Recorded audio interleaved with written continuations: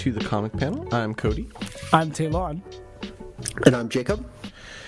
And for those of you who are listening for the first time, we are the Comic Panel, a bi-weekly radio show, podcast, comic book club covering any and everything regarding comics and manga.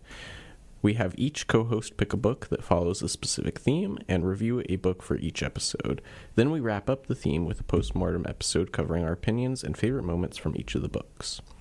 This is the final book review of our theme of continuations, which that is, we have picked second or third volumes from other books that we've covered in the past. Mm-hmm. To recap, the books we read for this theme have been The Magic Order Volume 2 by writer Mark Millar, Something is Killing the Children Volume 2 by writer James Tynion IV, Invincible Volume 3 by writer Robert Kirkman, and now we're reviewing Department of Truth Volume 2 by James Tynion IV, Martin Simmons as the artist, and Aditya, there we go, Bidikar as letterer.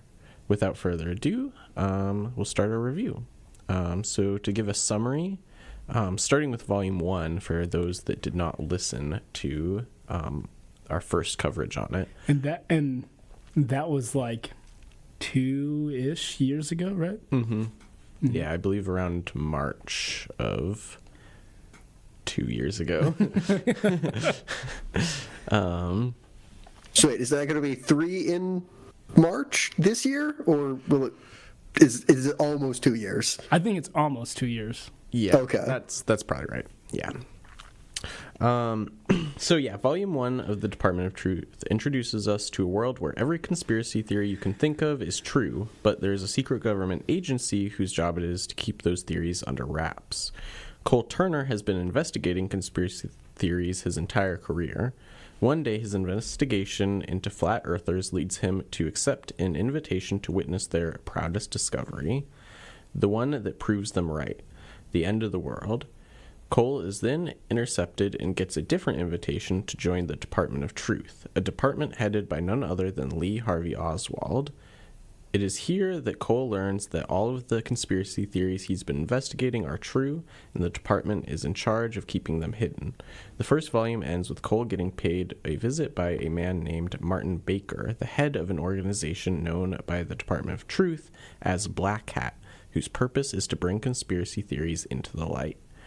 Yeah, and to be like totally clear as to like conspiracy theories being true, they're true on the basis that people believe them. Mm-hmm.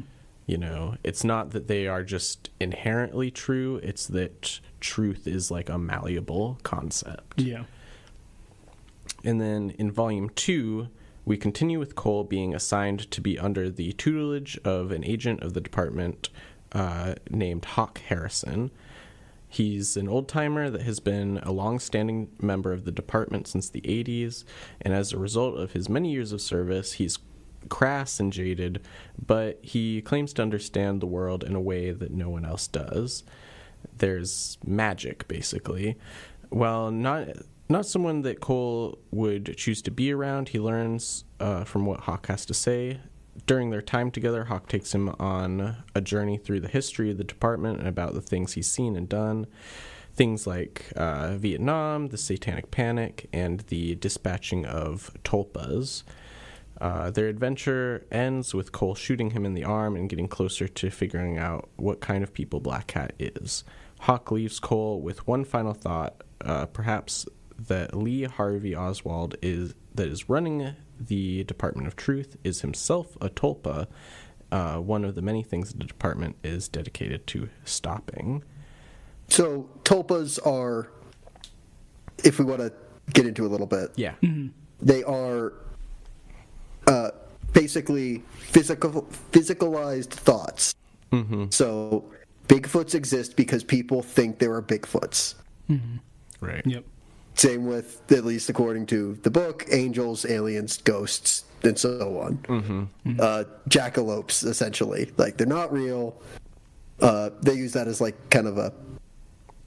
I'm not sure what you would call it. It's, like, jackalopes obviously aren't real, but they could be if somebody pointed a camera at them and said, "Oh man, look at these jackalopes! It's crazy." Yeah, and it spread on the internet, you know.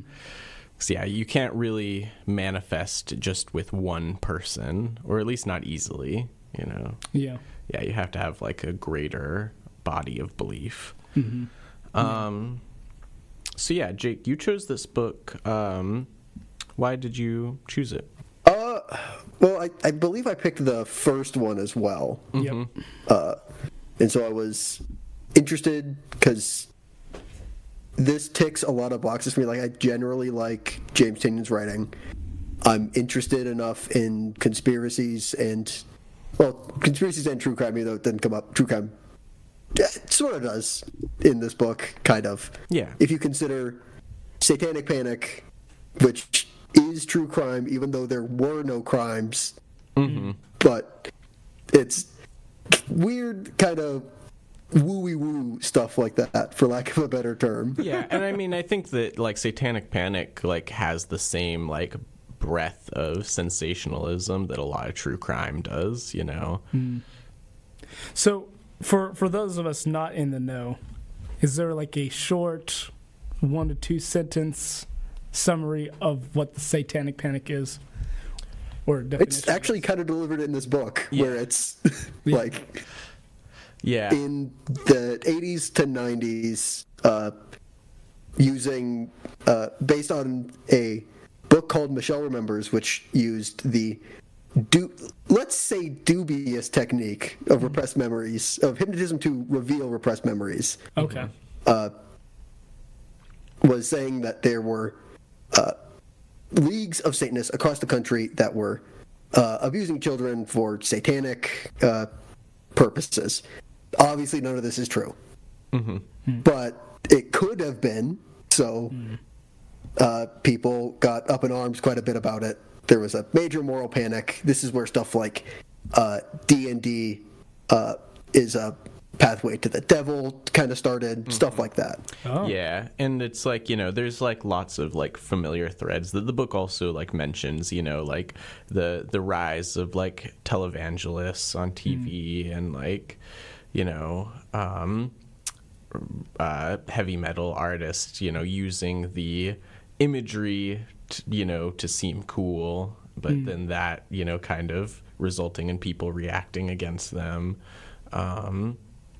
You know, and it even like that's the thing about these kinds of things, is that it easily co-ops other things too, because you could easily say that it's also, you know, co-opted the panic of like foreign invasion and foreign like interest, because like I know that like the reason why like Pokemon was like that's like part of the Satanic Panic was because of like fears of Japanese influence on like American children.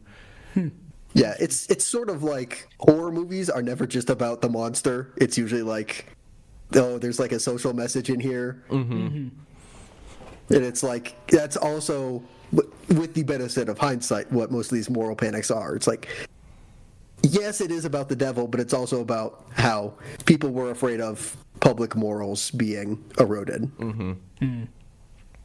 Gotcha. Yeah.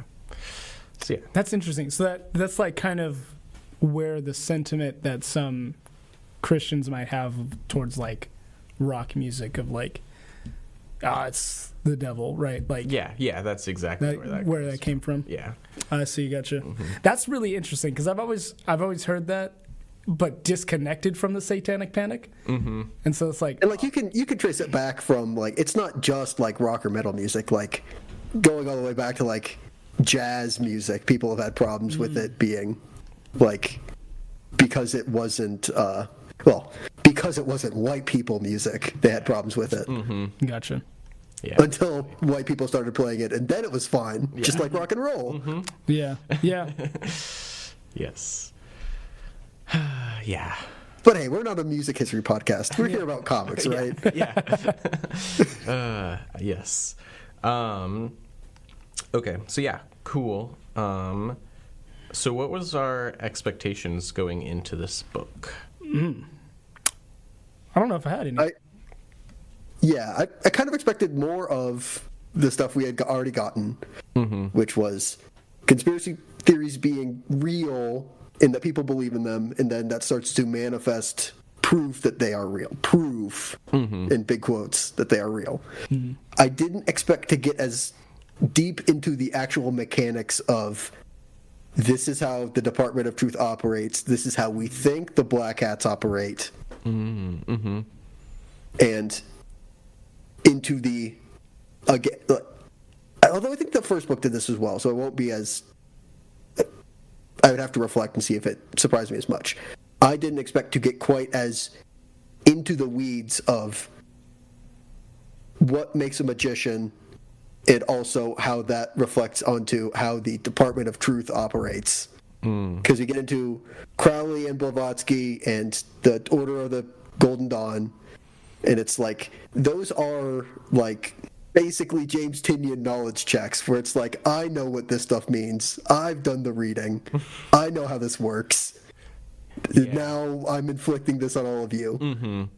Yeah, I felt like there was a pretty good balance between like explaining and kind of being like, you should know this. Like, I didn't know what Michelle Remembers was, you know, so that kind of got like brought up, and I was like, wait, what?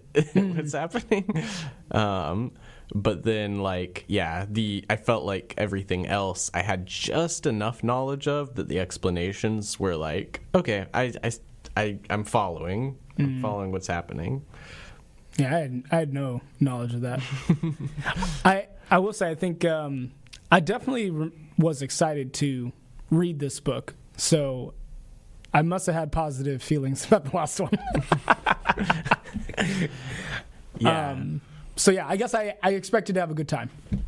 Okay. So yeah, I definitely, I don't know. I think that I was, because I almost picked this for my pick, so I was expecting to like it, and yeah, just like, I guess more get deeper into like kind of the mystery of, like, because what I remember most from the first volume was the whole thing about like Cole, you know, he basically had this you know, this satanic panic kind of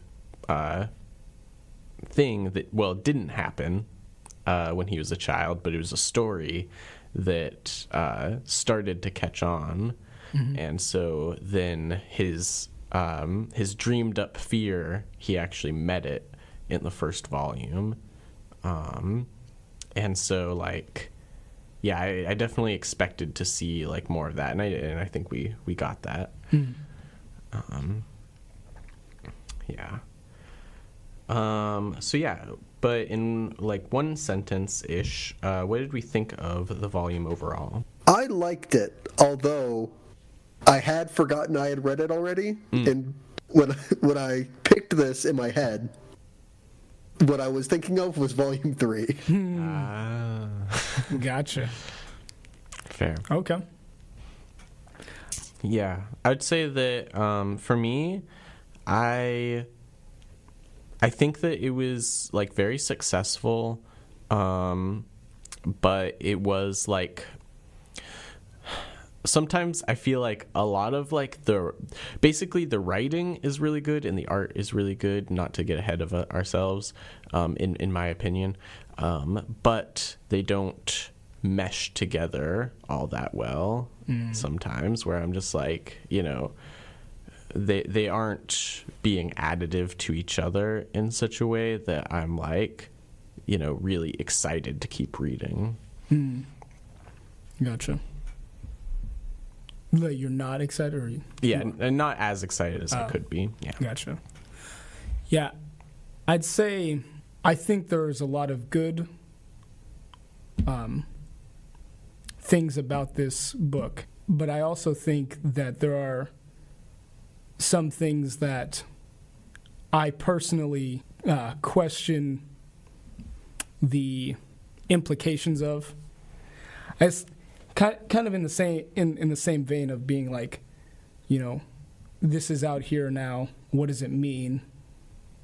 what value are people going to get from this? Mm-hmm. So that's where I was like, I'm entertained, but also like, Yeah, I mean, is it kind of like when you say that, you're kind of like gesturing towards like what Jake said about like, it's not about the monster, you know? Yeah. Like, because they get into Christianity a lot, mm-hmm. and it's just like, it's kind of, I can overlook it because I think James Tinian is probably more on the side of like, I think this is just fun to talk about, like fun imagery, but. Yeah, I mean, I do think that he's pointing a lot to some of the ways that in big quotes, the church has, abused their power across history, Mm-hmm. And so I don't think that it's like just fun imagery. I think that there is like an element to like, basically like, I think that the whole bigger message is like questioning the people that tell us, stories, basically.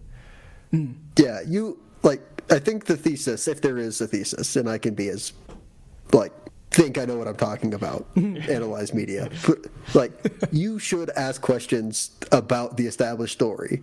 Mm-hmm. But there's never going to be like a silver bullet answer. Yeah. Sometimes you have to be satisfied with, yeah, Bigfoot's not real. I'm sorry. Mm-hmm. It's Yeah. Yeah. Denver International Airport is not where the NWO sleeps at night. Like it's not true. It's just not true. Mm-hmm.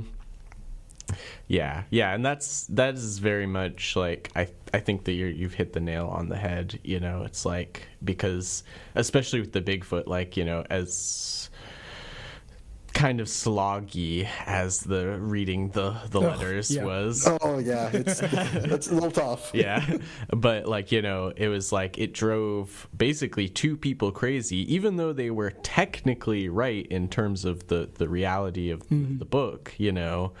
It's like that was the whole thing, is that like they were missing out on their lives, to find this pure truth when it didn't really exist. Yeah. And also I think that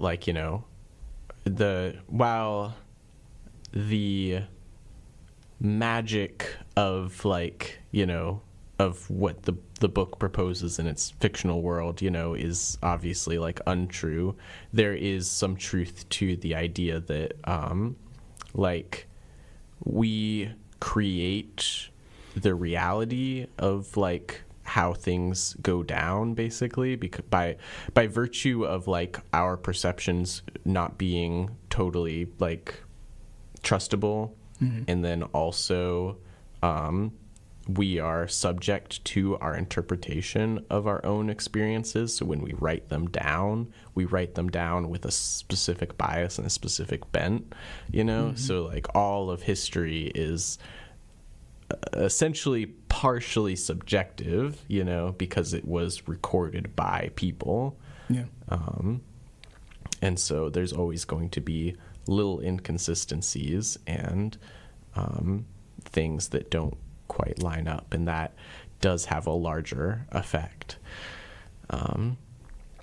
Anyway, though, I feel like that was it was more that was a longer tangent than I meant for it to be, but I felt like it was important to the overall messaging of the book. Okay, so let's get into our likes and dislikes for the book. Specifically more on the writing side. I do like how it's written in the conversation between characters. But I don't like I guess you'd call the narrative as much. Yeah, explain that more a little bit. So mostly because I feel I don't know what I like the two guys sitting in the diner talking. I like that. Mm-hmm. But then, like, what does it mean? Like, on a scene-to-scene version of this story, I like what's happening. I like the conversations. I enjoy the dialogue. But I don't know where we're going and what we're doing. Can you refresh my memory? What scene was that? Two guys? They're, like, in a diner at some, like, Greasy Spoon because they're going to go hunt Bigfoot. Yeah, the what's his name? Hawk just, like, you know, is upsetting the diner lady with his hat. Oh, okay. All right. Yep, that vaguely rings. Yep. Yeah, I like Hawk quite a bit. Like, he's an interesting character. I'm not sure what you would call, like, that stereotype of character. Yeah, I mean, no, he's like, you know, you can kind of, he's two things kind of combined into one that, like, but also it still exists in the kind of, like, cultural consciousness osmosis, you know, of, like, you know, basically a countercultural figure who is also a government spook at the same time. Yeah. But yeah, I really like his character. I like what he brings to the story. Like, he's vastly more qualified than almost everybody we meet, but he's not the director for some reason. Mostly because somehow that would be beneath him. I think that he's a little uncouth to be the director. I think that's the right word for that. Yeah. I mean, yeah, he's impolite for, like, a bureaucracy. Yeah. But he is the guy who gets his hands dirty, you know? Like, I mean, they all do to some respect, you know? Like, Cole keeps on being like, you know, they'll, like, trail off with somebody, and then he'll be like, you mean you killed them? And then they'll be like, yes, we mean that we killed them. Yeah. Like, but also, like, I think in the sense of this story, getting your hands dirty goes even further to actually, like, you know, the creation of, like, tulpas and the creation of truths and fictions and stuff. And yeah, where, like, Lee Harvey Oswald, he doesn't get himself wrapped up into that. He doesn't create things. He just orders people to do the creating of things. Right. Man, weird sentence to say.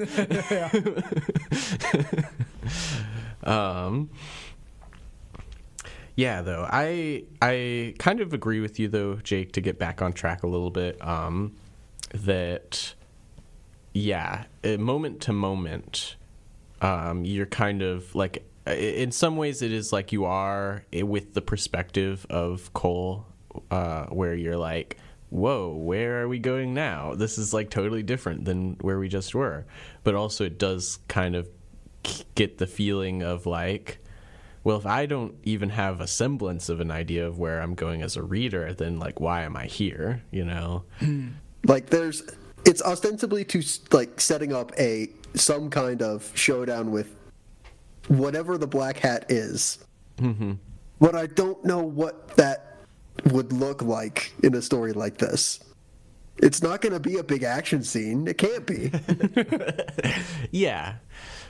I mean, yeah, you start to get into the, like, how do telepaths fight, you know? Like, it's like, At least then you can just cop out and, like, oh, we're going to have a psychic battle in our minds that's just a fist fight. That is a cop out, but it's fine. Right. At least makes it visually interesting. Yeah, but, like, with this, it feels like, you know, you'd get to it and it'd be all like, all right, now we're gonna imagine real hard and get a nosebleed. Like, I don't know. Yeah, but then again, I'm like, I don't know, I guess I'm not in the habit of reading a lot of, like, kind of secret government, like, espionage stuff. So I don't really know how, like, that stuff usually comes to a climax, in terms of, like, common narrative structure, I guess you could say. Is there, like, a mystery element where they figure out who is behind it all? Yeah, I would say so. And then, like, but they already know. Yeah, I think that the thing that's being set up here is definitely like it's a, there's double crosses on double crosses because we find out that Hawk actually works for Black Hat, and then, but then we find out that Hawk thinks that Black Hat's mission is worse than the Department of Truth's. And so, like, while he had initially been on board to burn down what, the Department of Truth represented, he also wants to burn Black Hat at the same time. Right. And so, so now we are dealing with two threats, basically. We have the threat of what Black Hat represents, but we also have the threat of that Lee Harvey Oswald could be a fiction himself. And a fiction is the term that they use for like how they make reality fit what they want it to be. I don't know if that's quite descriptive enough, but yeah. Well, I mean, yes, a fiction is anything that, well, isn't real, which is kind of obvious, but something that has escaped to reality, basically, either through their doing or somebody else's doing, or through accident. Yeah, and I guess wanted to distinguish it between like a specific example, like a tulpa, like a fiction. It would be more broad, I suppose. Yes. Yeah, fiction is more like a story that is being told, like the Satanic Panic, in this world is a fiction. And then a tulpa is more of a specific creature. Like for the Satanic Panic, they made the star-faced man. Yes. Which was the character that Cole, as a young child, had imagined. Yeah.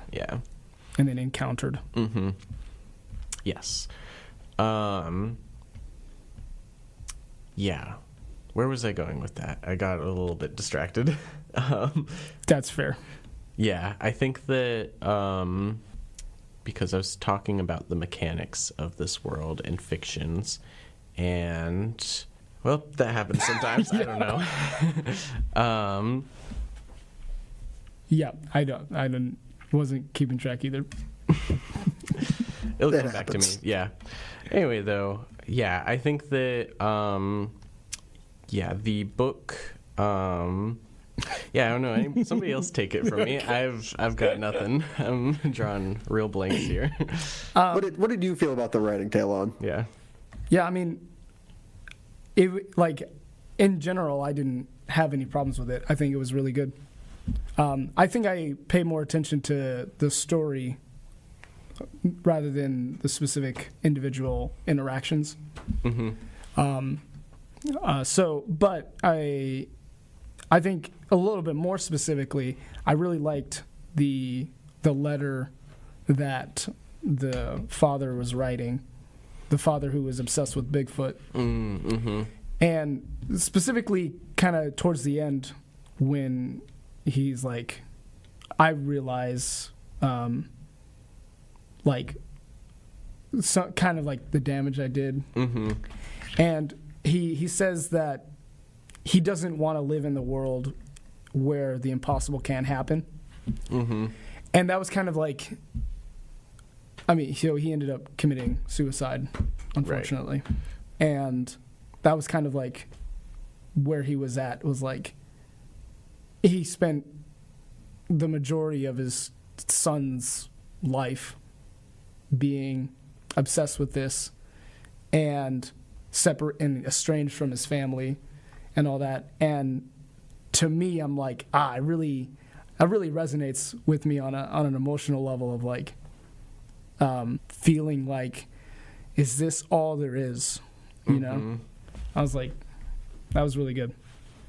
And I think what I also noticed is like he was attached to this search for Bigfoot, and it was like it wasn't just like, oh, this is going to be a really cool find. Like, there was something about himself that was attached to getting this outcome. Mm-hmm.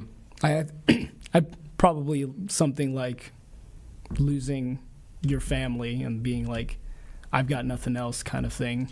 Yeah, no, for sure. It was like, once he got, like, if he could finally get proof, then it would all not have been for nothing, you know? Yeah. Because it's like, yeah, he talks about, like, you know, the need for there to be something extraordinary in the world, but, like, really what he's searching for is for the, like, death and estrangement to not be all for nothing, you know? Yeah. It's like, I think that he would be able to deal with, you know,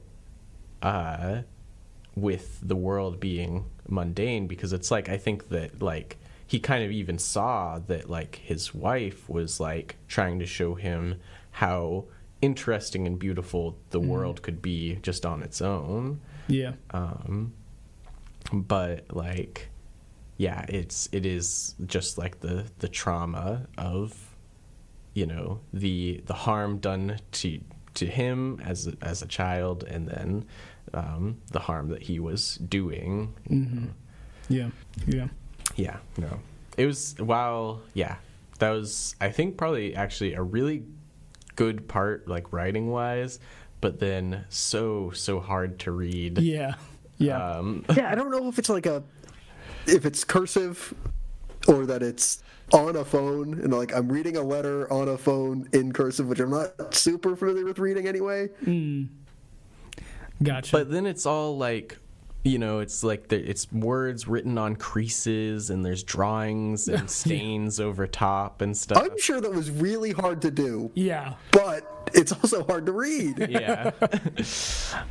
Yeah, I just thought it was just a lot to read. I was like, this is a lot to get through. Yeah, no, it was, because, like, especially, like, we ended an issue, and I think it, like, you know, it basically felt like the end of the letter, and I was like, okay, Oh, yeah. that was it. Yeah, We're all done now. And then I read some comic pages at the next issue, and there was another page of letters. I was like, no more. Yeah. Stop.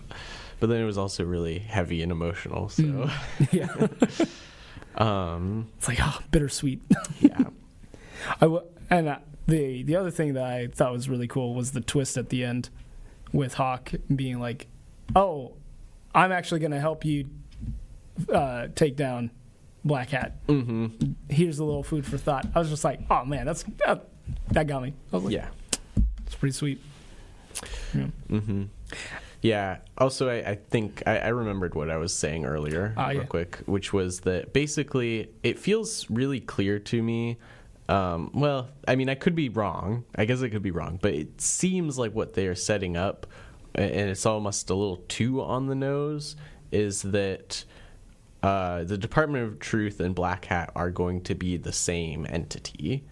That, like, you know, they just, you know, because I mean, like, then it's like also kind of a comment on, like, you know, U.S. foreign policy in the 20th and 21st century of, like, creating your own enemies to fight later, kind of thing. And it really fits in, I feel like, with the theming of, like, you know, Hawk, you know, told this whole story of, like, the history of the Department of Truth, but it probably goes back even further than that. And, you know, realizing that if you can create something for the department to fight against, then, you know, you're all more powerful.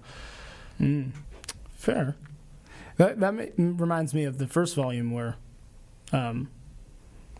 so there was a woman whose child had died. Mm-hmm.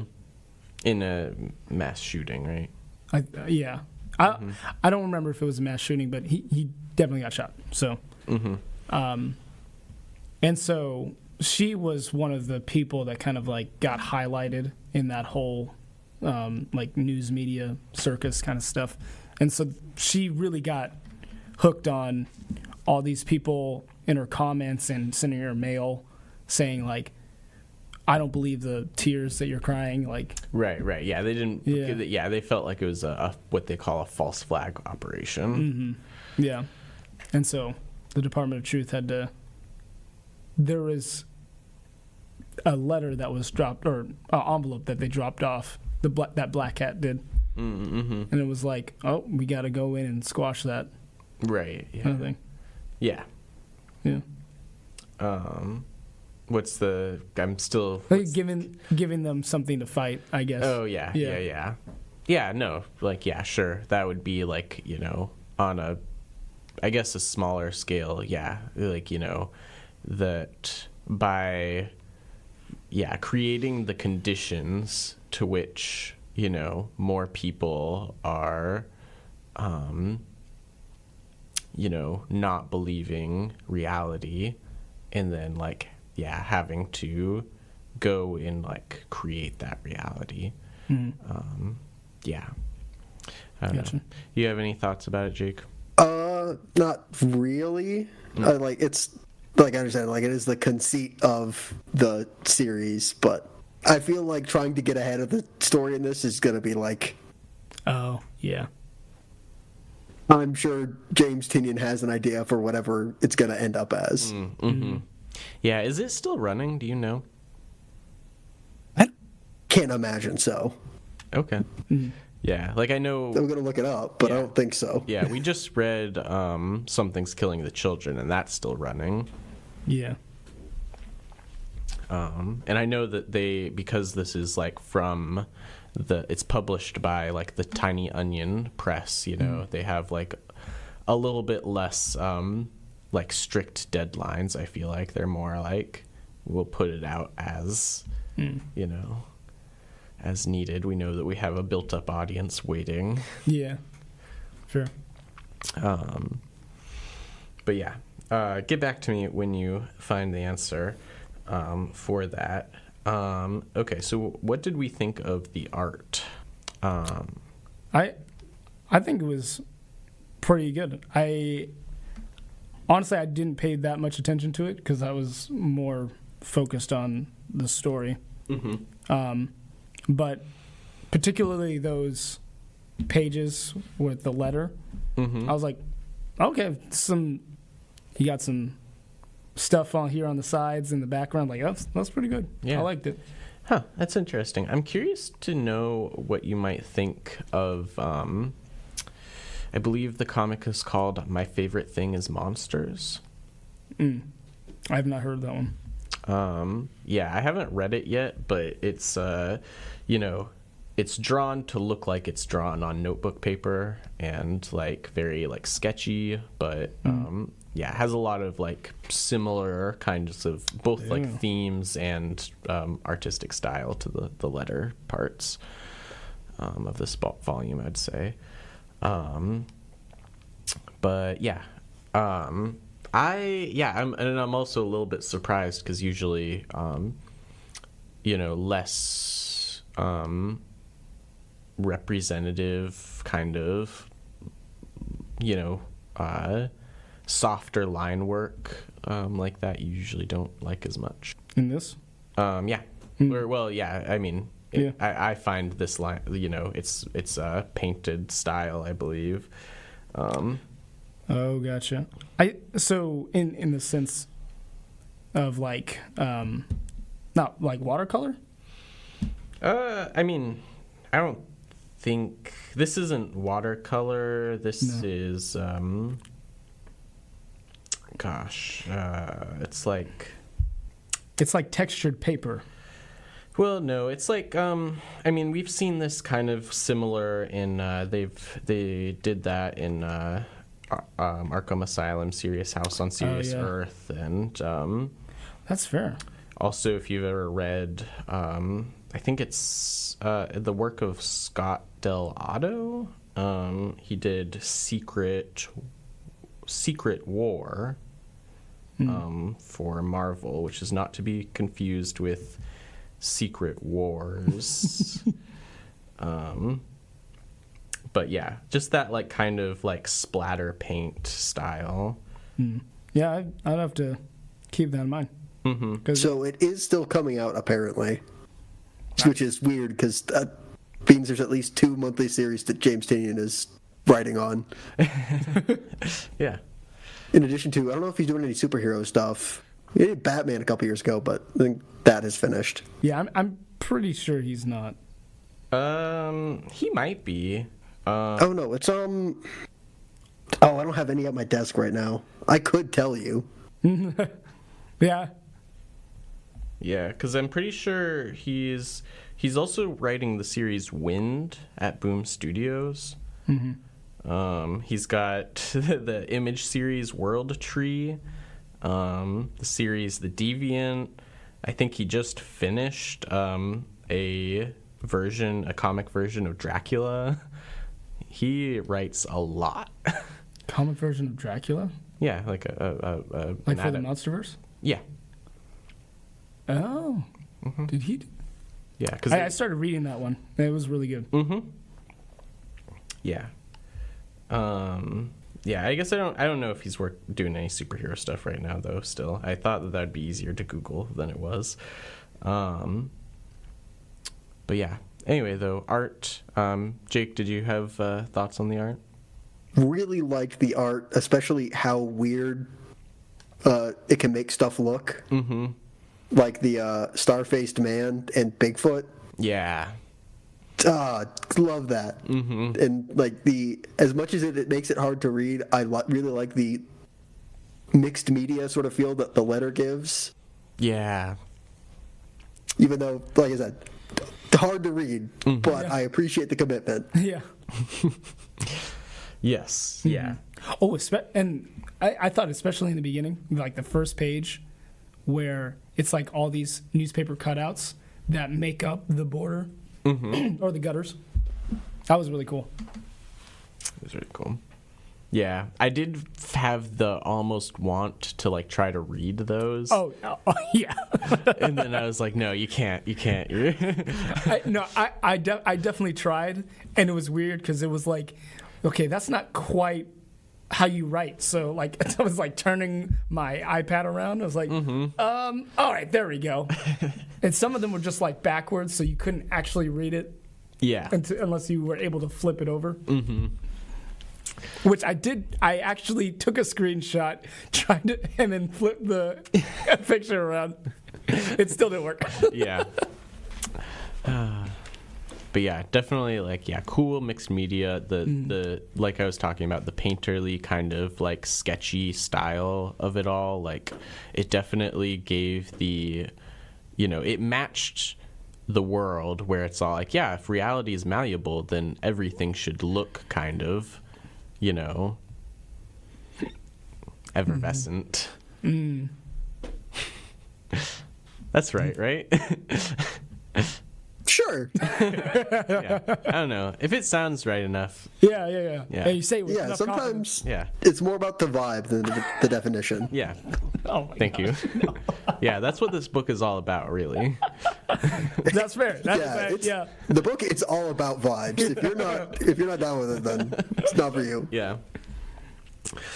But yeah, I thought that the art was very good and good to look at. Yeah. It's only, like I said earlier, that I didn't feel like it really always utilized the strength of like, what comics can do as an art form. Earlier in the book, like in the beginning? Oh, no, earlier in the show, when I was talking about it. Are you saying in general you don't think it did that? Or Yeah. Oh, okay. But at the same time, I don't know, you could say that the mixed media element to it is something that it can do. But like if we're talking like Scott McCloud's like understanding comics, the tools of which like, the standard like panels and borders and gutter space and all of that, it kind of is very loose with all of that stuff where it's just it doesn't matter, Yeah. In fact, I think that the panels, when they do use them, are made to look like photographs, as if somebody is just laying all of this out in front of them to try to understand. That makes sense now. I'm looking at these panels now. Although I will say, technically not a mark against the art, more of an annoyance reading this on a cell phone. Really like their splash pages, especially ones that have text running across 2 pages. Yes. That to properly read, you have to go back and forth. Yeah. Yeah, that was weird. Yeah, sometimes they'd have pages where it, it forced you to go sideways. Basically, 2 pages would be on 1 page of screen, and it'd be very small. And then sometimes it would be, nope, these ones are 2 pages, 2 screens, but you have to go back and forth. Yeah. Yeah. I would like turn them sideways and be like, oh, this thought bubble doesn't make any sense if you just read one half. And then, you got to go all the way to the other page. Yeah. It's not always very accessible, but I've fully come around on print is the objective way to read. I mean, that is what it was made for. So. Yeah. It's true. I mean, like it's not as bad as like watching movies on your phone, but it's getting there. Yeah, it's getting there. Yeah, and every time you are on the road to that. Yeah, and every time I choose to read something in print, I'm like, wow, this is way better. Yeah. Yeah. Okay, cool. So let's see. I lost my spot a little bit. Was it question? Going on to questioning our theme a little bit. We're doing the continuation theme, and did we remember if the previous volume left us with the desire to continue reading the series? I definitely remember that I was interested. Yeah. Same. I assume Jake is a yes. I mean, I was interested enough to pick up the 2nd and the 3rd, so yeah, probably. Yeah. Yeah, definitely. Like, I think actually when I opened this book today, I saw that I was on like page 33, I think. So I did start reading it. I just didn't keep going. You're talking about this volume 2? Yeah. Like you didn't finish? Is that or? Well, yeah, I didn't. I must have started it, or maybe I was just curious and I flipped through some pages. But before. Yes. Oh, okay, I got you. Yeah. Before we had decided to do continuations, this was like, roughly 2 years ago after we had we just read the first volume. Yeah. So that is. That's where I was with that. Yep. So for the next thing, does this volume introduce any new elements that kind of change or redefine the story's direction? Yeah. Because I mean, I don't know. I felt like the way that the story was playing out, like the seeds were definitely planted in the first volume to like, I was like, well, I definitely don't trust the Department of Truth. Oh, gotcha. Yeah. Like, I don't know, maybe I'm like already too of that mind of not trusting shady government agents, but it seemed in some ways it's like, oh, it was a big twist. In other ways it's like, yeah, I thought that's just where we were going. What about you guys? You on that? It's sort of like the twist in Winter Soldier that like half of S.H.I.E.L.D. is made up of Hydra, but like if you just never trusted them in the first place, you're like, that's what we expected. What's the problem? Yeah. Do you mean bias? That's what I hear. I mean, it's biased, but also like it's true in the real world, but it's like double true in Marvel. It's like, yeah, the U.S. government used like former Nazis to make up parts of their government. Yeah. Yeah, which, I mean, yeah, again, not to get like too on this box of like greater meaning of this story, but like, yeah, the government does use it utilizes bad ideas for their own benefit. See Hawk paying off that person with a swastika hat to bomb the Denver airport. Yeah. Yeah. But anyway, you tell on. Yeah, no, I agree that it's kind of not, it didn't change the direction. I think it probably, I would say, added texture. Yeah, Probably. like a layer kind of to it. Yeah. Yeah, because definitely, like, at least for me, I had no question of, like, Lee being, like he may be unscrupulous, but at least, like, you can trust, like, where he's at, you know? Mm-hmm. But then that questioning, maybe he's a Tulpa himself, is like, oh, well. Yeah. Yeah. Yeah, because I feel like, I don't know, maybe... Because, I know I didn't read this volume like Jake did, but I thought that there was maybe some hinting of that even in the first book, you know, when they first introduced Lee. They, like, you know... Well, yeah, there is a Lee Harvey Oswald that got shot. Mm-hmm. I guess it's maybe, I don't know, it's been long enough since the first one, I don't remember. Someone died, but it's unclear if, or, I know, to the people at large he died. I guess it's unclear if he is Lee Harvey Oswald, the shooter, or Lee Harvey Oswald, the person, or if those are the same thing. Mm-hmm. But there were two at some point. Right. Gotcha. Yeah, I did try and finish the first volume on top of trying to finish this one. I didn't, but I still don't remember. Yeah. Fair enough. Yeah. No, I feel like this would make a cool movie. Yeah. Yeah. Doing lots of, like, flashback sequences and stuff, and... Like, strictly Lee Harvey Oswald, or, like, Department of Truth? Department of... I don't know how that would get made. You know what I mean?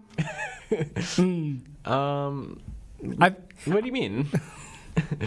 Like, I'm not sure if the ideas, like, even being read and having as much time as I want to try to digest these ideas and diving into them on my own time, I don't get it. I don't get a lot of it.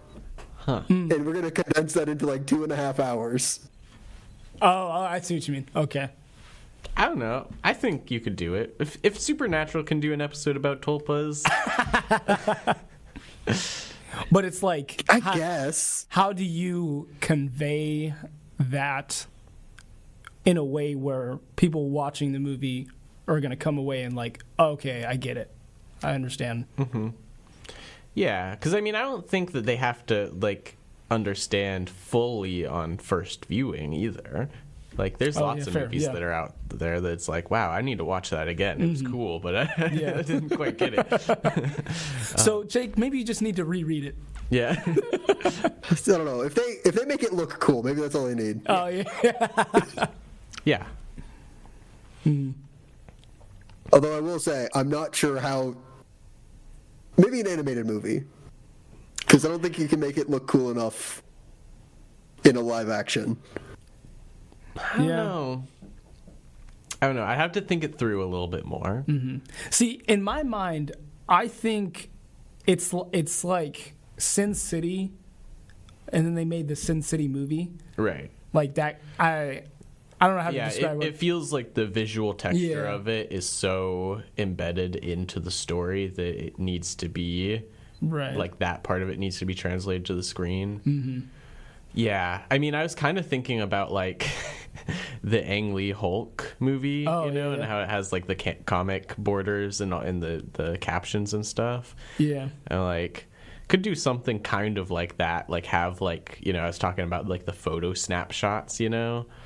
Like, have little transitions like that. Yeah. I don't know. People might think that's cheesy, though, because that's what they think about the Ang Lee Hulk. Yeah. I really do think, though, that if you tried to do if you tried to have the aesthetic that this comic does on screen, it probably would not resonate with the general audience. Yeah. I mean, for sure, like, I don't think that it's even, outside of, like, potentially animation, I don't think it's possible to easily create something like that in post, where people are kind of blurry and... but fair. Also distinct at the same time. Like, Fair. Yeah. Okay. Let's see here. If this was the last volume in the series, does it leave us with a satisfying conclusion? If not, did the volume sell us enough to want to continue reading so we can see those loose ends tied up? Yeah, I think that... Oh, yeah, if they got canceled after this, that'd suck. Yeah, that would suck. It very much leaves on a cliffhanger. Yeah. Yes. Yeah, like, I guess technically it's a conclusion in some way, where it's like, we don't feel like, you know, Cole as our main character is, like, in serious, like, peril right then and there. You know, he's made his decision, basically, to shoot Hawk in the shoulder and, you know, basically try to get to the bottom of the truth. Yeah. Although I guess, like, you could rewrite the last issue to a more satisfying conclusion, and if you only get 2 volumes, you would at least have, like, a somewhat satisfying explanation for the mechanics of how this all works. That's true. Yeah. Yeah. It really is only the last issue that's like, you should buy the next issue. Yeah. Yeah. Yeah, definitely. But yeah, I mean, I don't know. I think that maybe because I felt so interested, I thought, to read the second volume when we read the first volume, and then I didn't. Maybe I'm being a little bit more realistic with myself now, you know? But, like, there's definitely interest to keep reading, but then I'm like, I probably won't. Yeah. So it didn't sell you enough. Yeah, but it's definitely, I wouldn't complain if we were like, yeah, and we're reading volume 3. I mean, maybe if we were like right away, I would. But. Yeah. Guys, we're not going to do a retrospective episode this time around. We're going to read the next volume. Yeah. But I liked it. Mm-hmm. Yeah. Yeah. I'm like, probably, like, I probably also won't continue reading. But I do think that, I think it would be interesting to continue reading it, which is, I don't know how to define that. That's like a yes. Yeah. I mean, it's basically where I am too, right? Yeah. You know, it's like there's certainly an interest. There's just only so much time and so many books out there. Yeah. To read, even for the avid comic reader. But yeah. Yeah, so I think that kind of, it didn't tie up loose ends, but it did tie up some loose ends from the first volume, for sure. And I think that if you're really into this idea, you know, you'll definitely be hooked to want to read it. You know, it and I think that also, like, there's a kind of compulsion to the plot, right? Like, you know, it really does lead you into, I just want to keep pulling this thread a little bit longer. Yeah. I think that's probably how I would define my response, is like, the subject matter itself is not something that I am entirely into. But there are elements that I'm like, that is interesting. Yeah. So. Cool. Okay. So, before we end our episode real quick, is there any one thing that we would hope to see as the story continues? I want more conspiracy deep cuts. Yeah. What? Okay, wait. You gotta give one conspiracy deep cut then. I want Journey to Planet Serpo is what I want. I don't know what that is, which I should have realized was going to happen. Or all serial killers are Ted Bundy clones. Ooh, that's a good one. That's a good one. That's a good one. I like that. What about, is Hollow Earth too mainstream? It was in a Godzilla movie. Yes, it's too mainstream. Whoa. All right. It was in 2 Godzilla movies now. Okay, all right. Yeah, I guess that's on me, actually. I just didn't know that people really believed it. I knew that it was a trope in fiction. I didn't know that there was people that like really seriously believed it until like a couple years ago. So yeah, it feels like a deep cut to me. I'm like, how can you possibly be serious? If like angels live in the Hollow Earth is like the next deep cut step. Gotcha. Yeah. Okay. Yeah. Fair. No, that'd be cool to see. I think that what I guess this is more of an expectation than necessarily what I want. I expect them to get into like what all of the mechanics, like basically like all of the mechanical stuff that we learned in this volume, how that reacts to what is like essentially like meme culture, you know, and like the internet at large, because they keep kind of like being like, yeah, the internet kind of changed stuff, and I'm like, guys, we're in 2025 now, like you can't just like kind of hand wave and be like, yeah, the internet, like like I don't know, I feel like you could do that like anytime like pre 2010s, you know, but now it's like a major aspect of your life and you're expected to know about it. Like it's wild to me that there are like the Department of Truth just found out about how Black Hat is like scraping social media stuff to like empower their ability to create fictions. Like I'm like, you guys aren't already working on that? Like are you stupid? I like that. That's good. Yeah, that's a good one. Yeah. Yeah. So yeah, because I mean we've definitely seen over the last like 5 to 10 years how like memes have the ability to change public consciousness over events and things. Yeah, and I would say I'm looking forward to knowing more about this woman in red. She was a prominent figure of the first volume. But I want to know more about what that's about. And then how is she connected to Black Hat and the Starface Man and all that. Yeah.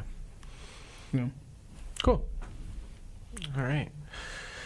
Well, I think that is probably all that we have for our review of the Department of Truth Volume 2. If you liked this episode, be sure to follow us on Twitter at @TheComicPanel1 and listen to more of us on Spotify at The Comic Panel Podcast. You can also listen to us on KSUAradio.com or 91.5 FM in Fairbanks, Alaska. Be sure to tune in 2 weeks from now for our Continuations Retrospective. I'm Cody. I'm Taylon. And I'm Jacob. And I hope I messed that up a little bit. I hope that you join us next time. Thanks for listening.